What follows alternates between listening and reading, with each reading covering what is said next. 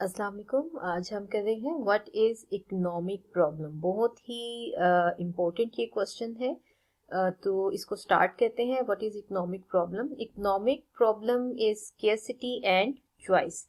Robins की definition में हम लोगों ने पढ़ा था कि जितने भी रिसोर्सेज हमारे पास होते हैं वो लिमिटेड रिसोर्सेज हैं, जबकि हमारी नीड्स एंड डिजायर्स जो हैं वो अनलिमिटेड होती हैं। तो अब ये नीड्स एंड डिजायर्स अनलिमिटेड है, रिसोर्सेज लिमिटेड है, तो किस तरीके से इन रिसोर्सेज को यूज किया जाए, तो उसके लिए हमें चॉइस करनी होती है। चॉइस किस में करनी है? अपनी वांट्स और डिजायर्स में चॉइस करनी होती है। ये देखना होता है कि कौन सी हमारी नीड्स एंड डिजायर्स ऐसी हैं जो कि ज्यादा हमारे लिए अर्जेंट है, मोस्ट इम्पोर्टेंट है, और कौन सी जो है वो लेस इम्पोर्टेंट है। तो जो भी अवेलेबल रिसोर्सेज हैं उनको पहले हम एलोकेट करेंगे अपनी मोस्ट अर्जेंट वांट्स को पूरा करने के लिए, और जो लेस अर्जेंट वांट्स हैं उनको पोस्टपोन कर दिया जाएगा for the future time period के जब भी हमारे पास रिसोर्सेज अवेलेबल होंगे तो फिर हम अपनी दूसरी वाली जो वांट्स हैं उनको पूरा कर सकते हैं।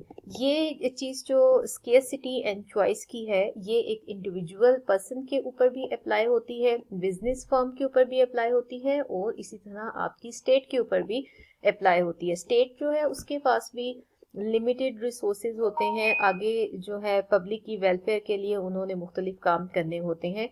तो जो मोस्ट इम्पोर्टेंट प्रोजेक्ट्स हैं उनके ऊपर वो अपने लिमिटेड रिसोर्सेज को पहले खर्च करती है हुकूमत भी, और जो ऐसे प्रोजेक्ट्स हैं जिनके बगैर भी गुजारा हो सकता है उनको बाद के लिए जो है वो पोस्टपोन कर दिया जाता है। ठीक है, तो we need to make choices because economic wants exceeds economic means. Means जो है वो कम है, चॉइस जो आपकी वांट्स है वो ज्यादा है, तो हमें फिर चॉइस करनी पड़ती है अपनी वांट्स में। और हमारा जो सब्जेक्ट ऑफ इकोनॉमिक्स है, it is the study of how society manages it's scarce resources.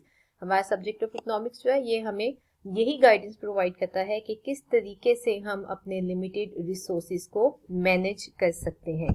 जो हमारा स्केर्सिटी एंड चॉइस का कॉन्सेप्ट है, इसको फर्दर जो है हम एक बजट लाइन के साथ एक्सप्लेन कर सकते हैं। ठीक है, तो बजट लाइन जो है ये हमें स्केर्सिटी एंड चॉइस की वाले जो कॉन्सेप्ट है इसी को डिटेल में एक्सप्लेन करती है। बजट लाइन है क्या? Budget line shows all the combination of two goods that can be purchased with the given income of the consumer. ठीक है, बजट लाइन क्या है? बेसिकली ये एक लाइन है, जैसे आप समझ लें कि इस लाइन को आप क्रॉस नहीं कर सकते, ये आपको लिमिट बताती है आपकी कि कितनी लिमिट के अंदर आप रह के अपने रिसोर्सेज को खर्च कर सकते हैं। फॉर एग्जाम्पल, अगर मेरी 50,000 पर मंथ इनकम है तो 50,000 मेरी लिमिट है, मेरी बजट लाइन है। मुझे 50,000 के अंदर रह के अपनी तमाम जो भी वांट्स हैं, जो नीड्स हैं, उनको पूरा करना है। ठीक है ना, तो बजट लाइन क्या है? ये आपको आपकी लिमिट बताती है जिसके अंदर रह के आपने अपने जो रिसोर्सेज हैं उनको खर्च करना होता है और अपनी वांट्स को पूरा करना होता है। तो it is a line which shows all the combinations of two goods. Two goods की एग्जांपल इसलिए ले, प्रैक्टिकली हम आपको पता है बहुत सारी चीजें यूज करते हैं, लेकिन दो चीजों की एग्जांपल लेंगे अपने एनालिसिस को सिंपल रखने के लिए, अपनी एग्जांपल को एक्सप्लेन करने के लिए। ठीक है, टू गुड्स के दो गुड्स के ये ऐसे कॉम्बिनेशन शो करती है जो कि कंज्यूमर अपनी लिमिटेड इनकम के साथ परचेज कर सकता है। यहाँ पे हम एग्जांपल लेते हैं कि आपके पास सपोज एक गिफ्ट कार्ड है जो कि उसकी वैल्यू है $120 उसकी वैल्यू है। ठीक है, इस गिफ्ट कार्ड को यूज करके आप एक ऑनलाइन बुक स्टोर है जहां से शॉपिंग कर सकते हैं। अब आपने अपनी लिमिट याद रखनी है, लिमिट आपके पास कितनी है? $120 की, और शॉपिंग कर रहे हैं ऑनलाइन। दो चीजें जो हैं उसके ऊपर आप ये पैसे खर्च कर सकते हैं। एक चीज उसमें से है डीवीडी, एक डीवीडी की प्राइस है $20। ठीक है, और दूसरी चीज है पेपर बैक बुक्स, और एक बुक की जो प्राइस है वो है $10 ईच। अब हम इसमें देखते हैं कि अपने पास जो अवेलेबल बजट है $120 का, उसको हम इन दोनों चीजों के ऊपर किस तरीके से खर्च कर सकते हैं। अगर हम एक चीज के ऊपर ज्यादा खर्च करते हैं तो ऑब्वियसली दूसरी चीज के ऊपर खर्च करने के लिए हमारे पास पैसे जो है वो कम बचते हैं। तो ये सारे कॉम्बिनेशंस हमें बनाने होते हैं। अब आप ये देखें कि अगर ये टेबल देखें, इसमें यूनिट्स ऑफ डीवीडीज हम देख रहे हैं फर्स्ट कॉलम में, यूनिट्स ऑफ बुक्स देख रहे हैं सेकंड कॉलम में, और थर्ड कॉलम के अंदर हम देखेंगे टोटल एक्सपेंडिचर। अगर हम अपने पास अवेलेबल टोटल $120 जो है वो सारे के सारे डीवीडीज के ऊपर स्पेंड कर दें, तो देखिए आपके पास कितनी डीवीडीज आएंगी। पैसे कितने हैं, $120 हैं, और एक डीवीडी की प्राइस है $20।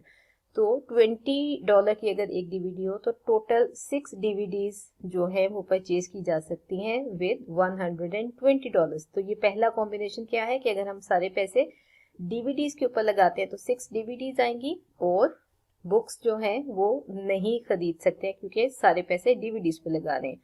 दूसरा ऑप्शन जो अवेलेबल है वो आपके पास है कि आप सारे के सारे पैसे बुक्स के ऊपर स्पेंड कर दें। एक बुक जो है वो $10 की है, तो $120 में पूरी 12 बुक्स जो हैं वो परचेज की जा सकती हैं। दूसरी एक्सट्रीम ये है कि 12 बुक्स परचेज करते हैं और डीवीडीज के ऊपर कोई पैसे खर्च नहीं करते हैं। ठीक है, ये दोनों एक्सट्रीम्स हैं।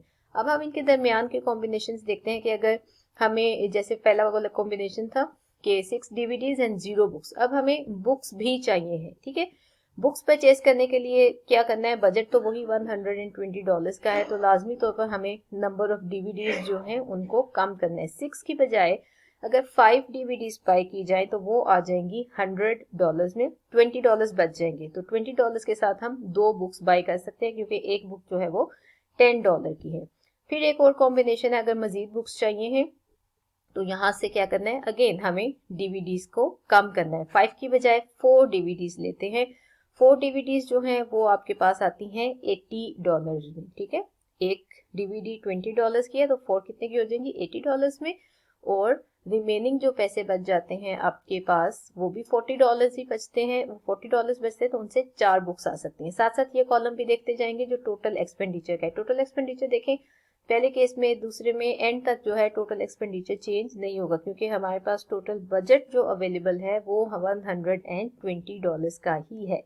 सही, फिर हम आ जाते हैं 4 से मजीद डीवीडीज को कम करते हैं, 3 पे आते हैं। 3 DVDs at the rate of $20 पर डीवीडी जो है $60 की आ जाती है। रिमेनिंग $60 जो बचेंगे वो हम उसके साथ 6 बुक्स बाय कर सकते हैं। इधर देखें, $60 on DVD and plus $60 on books, तो टोटल एक्सपेंडिचर $120। फिर आ जाते हैं 3 से हम 2 बुक डीवीडीज के ऊपर। 2 डीवीडीज करेंगे तो यहाँ पर 8 बुक्स बाय की जा सकती हैं। $40 आ जाते हैं डीवीडीज पे और $60 आ जाते हैं किसके ऊपर, बुक्स के ऊपर। फिर 2 से मजीद कम करते हैं, डीवीडी को एक फर्दर कम कर देते हैं, 1 डीवीडी लेते हैं तो बाकी के हमारे पास एक डीवीडी जो है वो $20 में आ जाती है। $100 पड़े हुए हैं बुक्स के ऊपर लगाने के लिए, तो $100 से आप 10 बुक्स परचेज कर सकते हैं। $20 on DVD and $100 on books, total expenditure $120। तो ये क्या है, ये हमें डिफरेंट कॉम्बिनेशंस जो हैं अवेलेबल हैं क्योंकि हम 2 चीज़ों के ऊपर $120 जो है लगा सकते हैं। तो यहाँ पे हम देख रहे हैं सारे ये कॉम्बिनेशन जो पॉसिबल हैं अपनी अवेलेबल इनकम के साथ। अब हम इसको ग्राफ के ऊपर इसी डाटा को प्लॉट करते हैं। देखें, एक्स एक्सिस के ऊपर हम ले रहे हैं क्वांटिटी ऑफ बुक्स ले रहे हैं, और क्वांटिटी ऑफ डीवीडीज जो है वो हम ले रहे हैं यहाँ पर वाई एक्सिस के ऊपर। टोटल इनकम आपने याद रखनी है $120 है। हमने कहा कि अगर हम ये पूरे के पूरे $120 खर्च करते हैं डीवीडीज के ऊपर, जो कि एक डीवीडी $20 की है, तो टोटल 6 डीवीडीज जो हैं वो परचेज की जा सकती हैं। ठीक है, 6 × 20 इज इक्वल टू $120।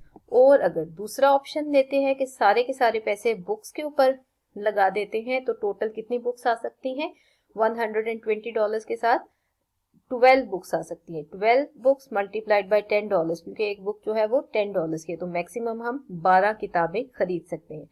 तो ये वाला जो पॉइंट है 6, इसको हम ज्वाइन कर देते हैं 12 के साथ, तो हमारे पास आती है बजट लाइन। ये देखिए, इसको ज्वाइन किया है 6 को 12 के साथ। ये लाइन जो है ये हमें हमारी लिमिट बता रही है कि $120 की जो इनकम है इस लाइन के अंदर और इस लाइन के ऊपर जितने भी कॉम्बिनेशंस हैं वो सब के सब हमारे लिए जो है वो अटेनेबल है। इस लाइन के बाहर अगर कोई कॉम्बिनेशन है तो वो हम नहीं ले सकते, क्योंकि हमारे पास जो है उसको परचेज करने के लिए इनकम मौजूद नहीं है। यहाँ पे देखें, दोबारा से इसको देखें, यहाँ पे quantity of paper back books हैं और डीवीडीज हैं 6। डीवीडीज मैक्सिमम बाय की जा सकती हैं, कैसे, $120 डिवाइड बाई 26 डीवीडीज परचेज की जा सकती हैं। और यहाँ पे देखें ये है 12 बुक्स परचेज की जा सकती हैं, 120 divide by 10 that is equal to 12।